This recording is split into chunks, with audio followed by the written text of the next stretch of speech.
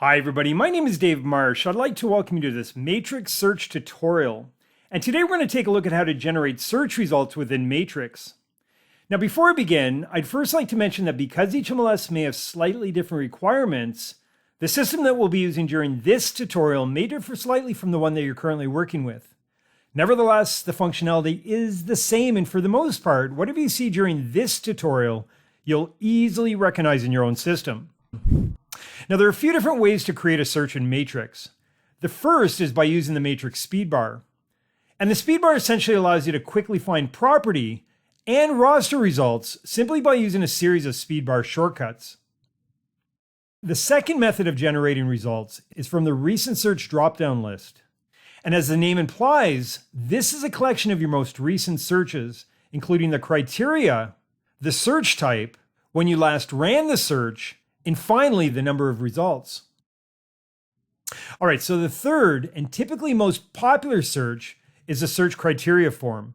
And from here, we're able to enter specific criteria for the property type that we're looking for. To do this, we'll start by customizing exactly which fields that we'd like to include as this property type's default. Then add the criteria to search for our properties. And you'll notice that with each new entry, our map and results section are both updated in real time.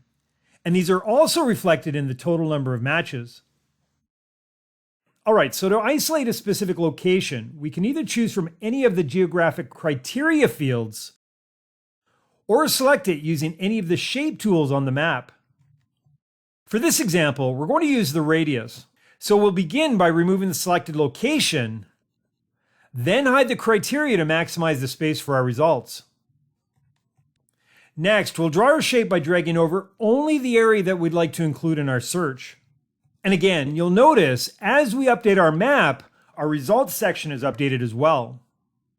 Now to preview these properties, we can either select from any of the map markers or choose from the properties below.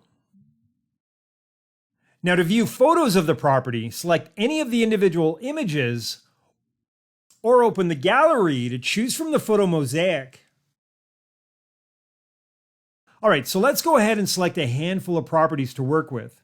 And we can do this from either directly on the map, the single line display, or from the gallery view.